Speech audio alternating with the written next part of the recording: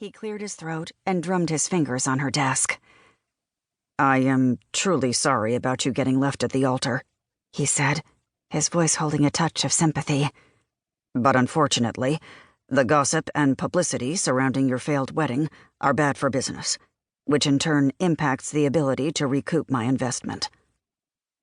Casey's heart squeezed, and she pressed her hand to her chest. "It's a small town and people talk. As soon as something more interesting happens, I'll be yesterday's news."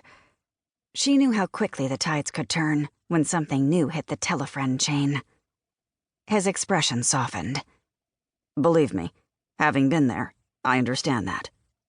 "But—" He hesitated, then placed the laptop on the desk. He typed a few keys, then turned it around to face her. "These are today's comments." Casey leaned forward to see what he was talking about. He'd pulled up her company's social media site. It was littered with comments. She read one of them out loud. "Can't keep a man herself. How can she help me find one? I'd never recommend this matchmaking service." She brushed off the sting from the hurtful words. "You know you can't trust everything you read online." Brandon stared at her. "Did you catch the common theme in the majority of the comments? If you, the face of the company, get dumped, how can they believe you can create successful matches for them?" He shook his head. "You're why women choose this company. You're part of the branding." "Find your happily ever after." Casey quoted a line from one of the Finding Mr. Right commercials she'd starred in.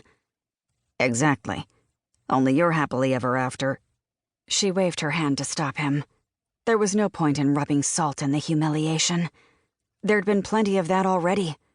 Seemed everyone in town had given her advice on how to get over a broken heart. "I understand." "I don't think you do." "This will blow over." Casey was sure of that. Well, not really sure. More like keeping all her fingers crossed and hoping like mad it would, because the alternative wasn't something she wanted to think about. "Eventually, maybe. But it's hurting business in the meantime.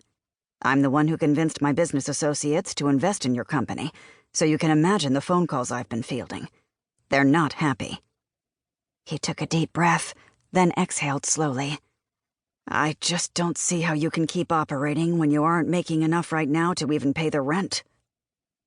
Profits were like her once upon a groom, nowhere to be found. For the last month, Casey had dipped into her savings to cover rent as well as the utilities, but she still believed in the company with the same ferocity that she believed in love.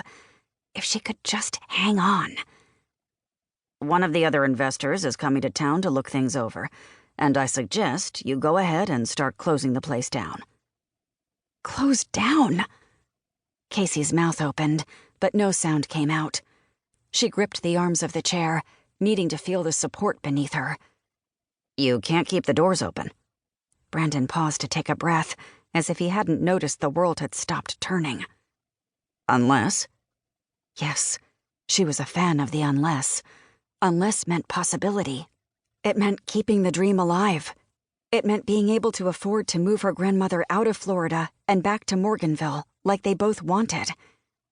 She leaned forward, eager to hear the unless that might offer a way to fix her situation. "Unless you fake a new relationship," he said, steepling his fingers and not meeting her eyes. "Fake a relationship?" Leaping to her feet, she put her hands on her hips and glared down at him. "My business is supposed to be about honesty." He rose as well. "Helping someone find love is honest."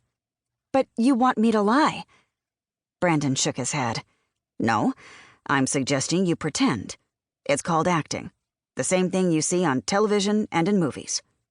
"Since I'm not an actress, it's called lying. And I am not going to jump into a relationship so soon after what happened." "It wouldn't be real. Besides, you're tougher than this. You always have been. Think about all the people who benefit from your business. There's the wedding dress store, the flower shop, the photographers, the catering company." Casey groaned. She hadn't thought about how losing her business would cause a financial ripple in the town. "You can do this.